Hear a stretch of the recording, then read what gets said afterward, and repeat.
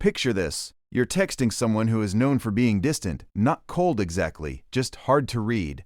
Their replies are short. Sometimes they disappear for hours, sometimes days. And yet every now and then, something slips through the cracks. A longer message, a sudden question about your day, a quiet moment where they actually open up, and you feel it. Something is there, but you can't quite prove it. If you have ever felt this confusing pull with someone emotionally avoidant, you're not imagining things. Avoidant people rarely show love in obvious ways. They don't perform affection. They don't broadcast feelings. They protect them. Because for them, emotional closeness doesn't feel safe, it feels risky. Their nervous system treats vulnerability like a high-stakes gamble. So instead of expressing emotions directly, they reveal them indirectly. In patterns, in behaviors, in small signals hidden beneath the noise. And once you learn how to read those signals, you start realizing something powerful.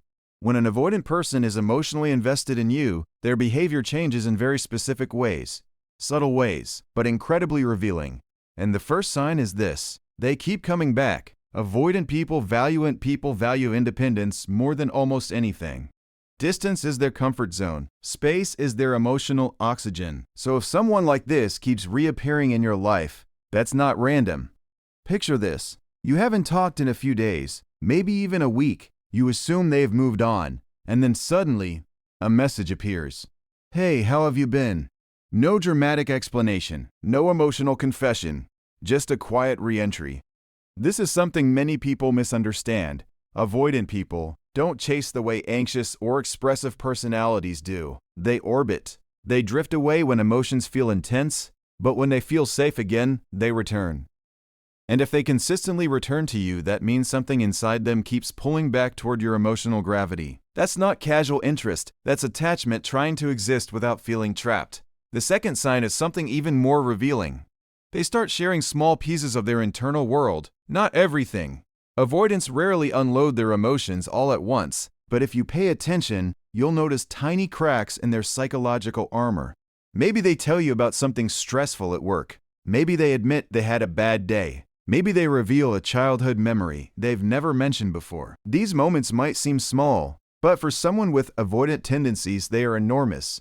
Because emotional exposure feels dangerous to them, it feels like handing someone the power to hurt them. So when they voluntarily share pieces of their inner life with you, that means their nervous system is beginning to trust you. Not fully, but enough. Enough to lower the shield for a moment. And when that happens, something else starts to change. They begin paying attention to you in ways you might not expect. Avoidant people are often quiet observers. They don't always express affection verbally, but they notice things, small details. Picture this. You casually mention a favorite coffee drink once. Weeks later, they remember it.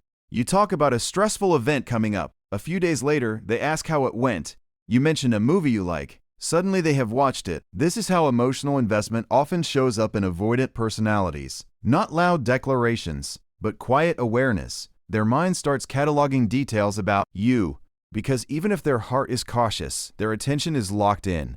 And attention is one of the purest forms of attraction. Then there's another signal that often confuses people.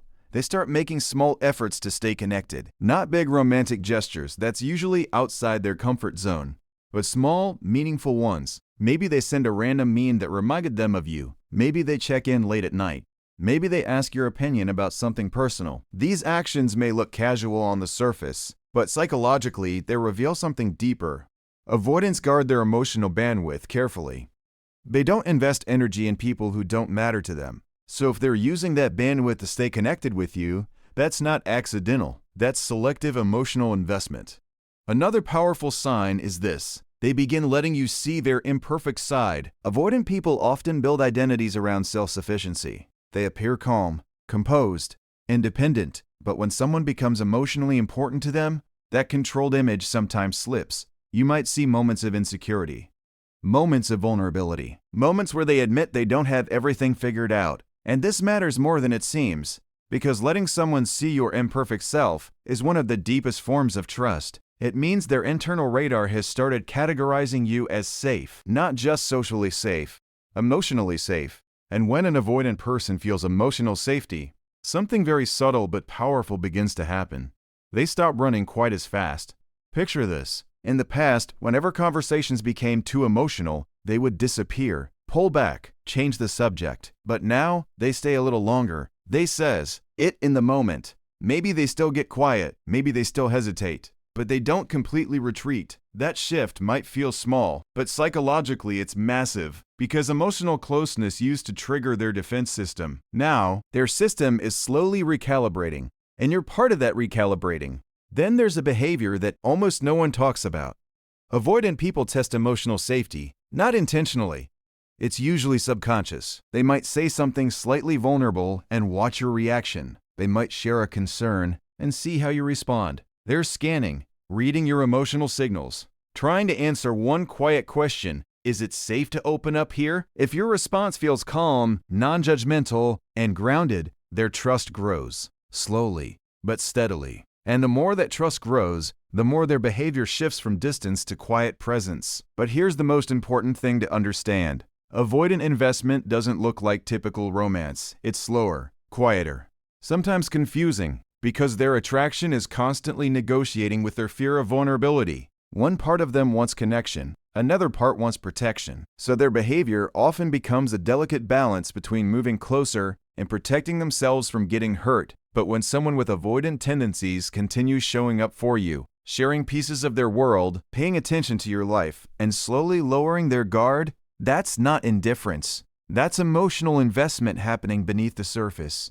And if you've been feeling these patterns in someone's behavior, you're not crazy. You're not imagining things. You're simply starting to see the deeper mechanics of human attachment, the quiet signals, the subtle shifts, the moments that reveal what someone feels even when they struggle to say it out loud. Because sometimes, the strongest emotions aren't the ones shouted across the room, they're the ones hidden in quiet consistency, the ones revealed through attention, through presence, through someone who keeps choosing to come back into your orbit. And once you learn how to see those signals clearly, you stop guessing.